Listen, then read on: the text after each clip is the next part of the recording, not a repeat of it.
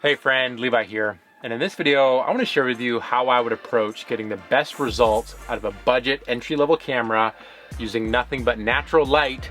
And to top it off, it's going to be in a room that's not dedicated towards filming in. It's going to be conversational, but there's going to be a lot of nuggets throughout. So I think you're going to learn a lot by sticking with me through this experience. And it's also all shot on the new Sony ZV-1. I planned to include this in the video that I just uploaded about the ZV-1, but it just made the video like over 20 minutes long, and that was a little bit too much. So before we get too deep here, I want to tell you about the sponsor of this video, and that is our friends over at Squarespace.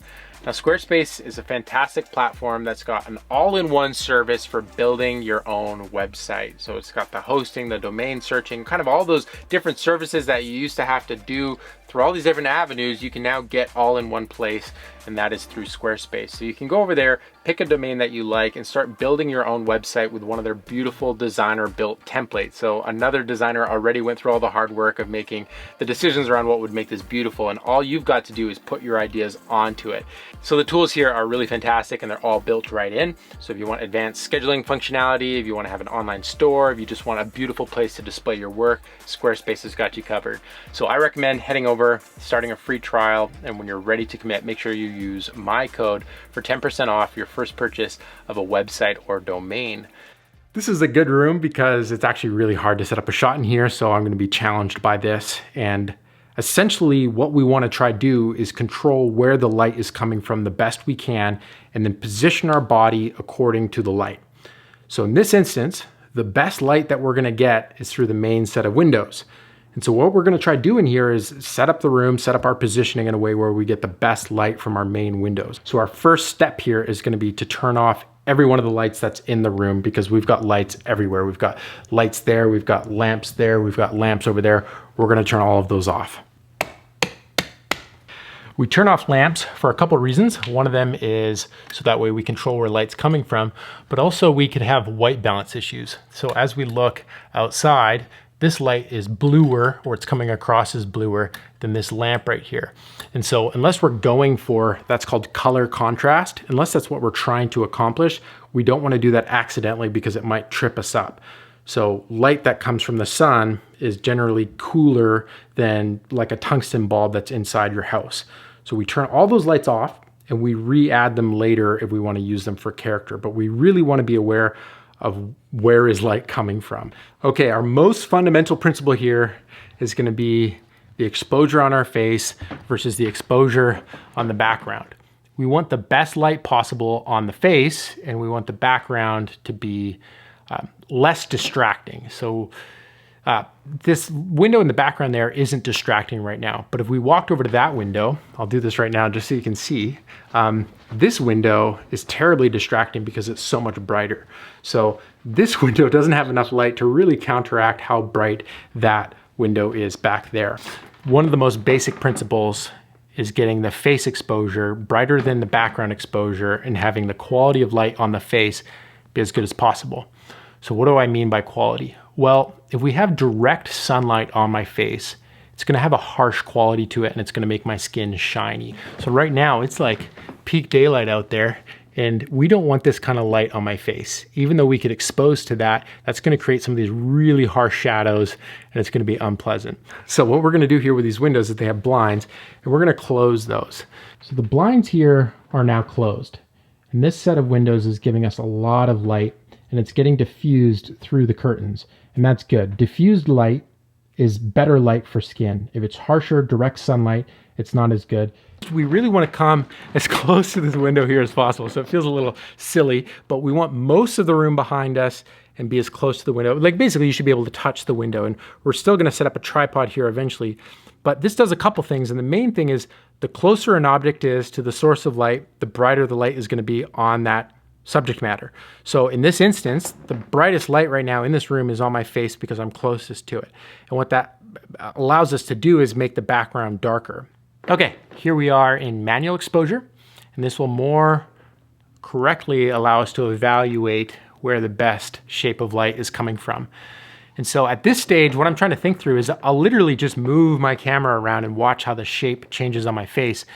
And my goal here is to try to get pleasing dynamic light on my face. So what I mean by that is, again, if I'm right here centered with the window, it's pretty even light across the face, and I would consider that to be more flat light and not as pleasing or cinematic. And what I like to go for is something that is more motivated. So if this is where our main source of light is and I'm looking at the camera here, it's kind of falling across my face this way. So from this side of my nose over, it's brighter, and this side is slightly darker. And this is what's traditionally considered to be more cinematic. So as we rotate to this side, we might get a better example here of what I would consider Rembrandt lighting. And so this isn't like terribly accurate, but what's happening here is light is coming across the bridge of my nose to catch this area of my cheekbone. So again, this side of my face is brighter, this side of my face is darker, but what's happening is we're getting this nice little catch light on my cheekbone. And that's generally what's perceived as pleasing cinematic light. Again, we're using that cinematic word a little loosey-goosey here. And that just means that it's a nice shape light on a face. And that's because, well, essentially it's nicknamed after Rembrandt paintings, which have really pleasing painted light. Okay, so this here's a Rembrandt painting, or a print of a painting. And we can see the example of the lighting that I'm talking about on this main subject's face. And if we look at the left side, we've got kind of proper exposure, and then on the right side we've got darker exposure. But the unique quality of the shape is that we've got that catch light on the cheekbone. So it's not just straight darkness, it's not just a shadow, it still has definition there on that cheekbone, a little triangle of light that kind of has this like really nice pleasing quality to it.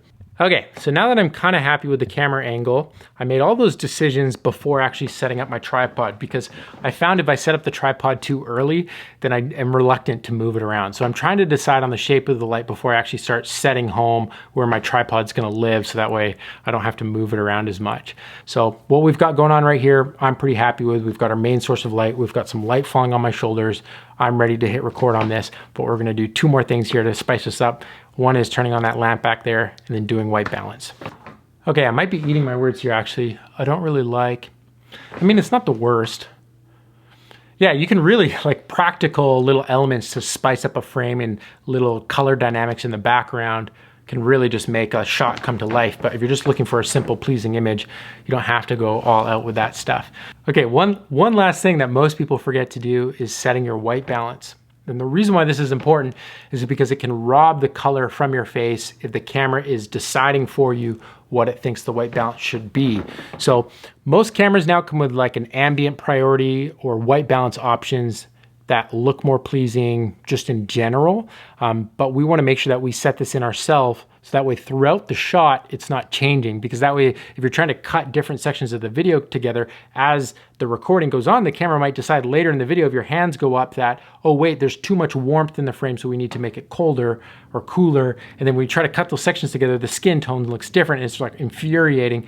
And I found auto white balance oftentimes can steal the color from skin tones. So we're gonna set a manual white balance here that gives us the best skin tone on the face, and hopefully we've got a lot to work with when we go to edit this thing.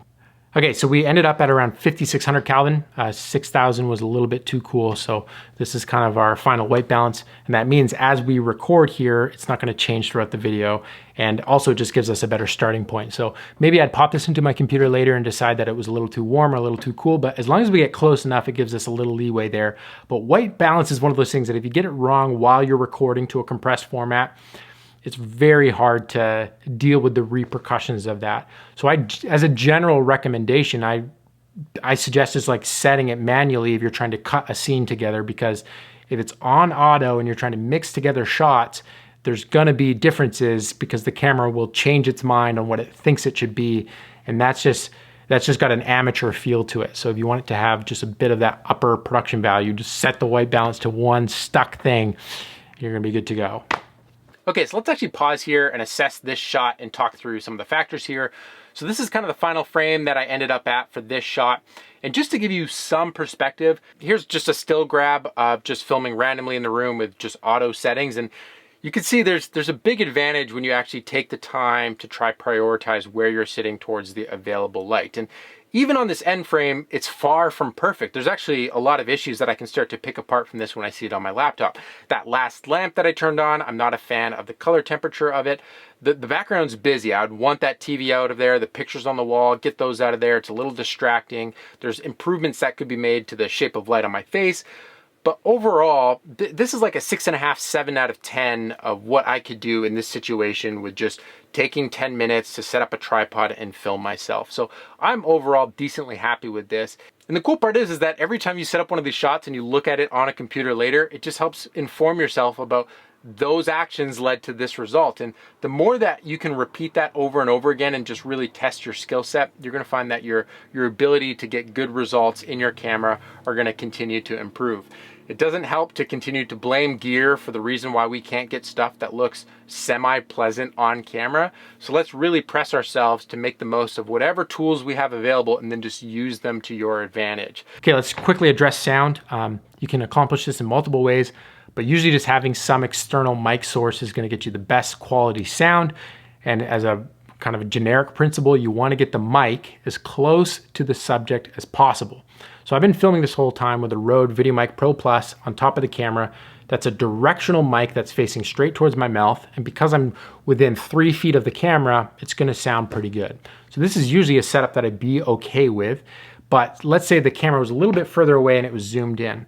I like using lav mics because that gets a mic right on the person and you're getting sound as close to the source as possible. It might not always have as much bass from a lav mic, but it's going to be closer to the source, which preferably means that you pick up as little ambient sounds that are outside as possible.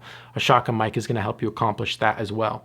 So one of the mics that I recommend is this little D-Lav here from Deity Microphones. And the reason for that is it's got a really long cable. So that means we could set it up way over there with a camera that's across the room, still have this clip to our shirt, and we're going to get good sounding audio directly into the camera. Because investing in wireless audio packs, even for like a studio shot, like then you got this whole extra step to worry about in batteries and stuff like that. So I like recording just straight into the camera, and this microphone helps me do that. Okay, I don't know if any of this was actually helpful. Maybe it was, but basically in summary, get closest to the window in the room so that way it's good light on your face. Turn off other lights in the room, get good audio, and frame your shot so that way the positioning of your face to the window is lighting that is pleasing. Well, I hope you found that somewhat informative. If you enjoyed this, let me know what about it you enjoyed. That's really helpful for me as someone who's trying to make stuff that actually helps you. So please let me know other things that you think I could do this sort of breakdown on, which areas you're having trouble with. I know a lot of people want editing and theory stuff around story, and I'm doing my best there, but it's such a massive topic that it's really hard to find areas to kind of latch on and grasp it. I do my in-person workshops where I really try to explain the decisions that I'm making when I'm actually shooting on location for stories, but getting that into finished videos on the internet is really tough for me. But I'm trying my best. Thanks for being patient with me, and I'll catch you in the next video. Remember, life's better when you make stuff. Peace.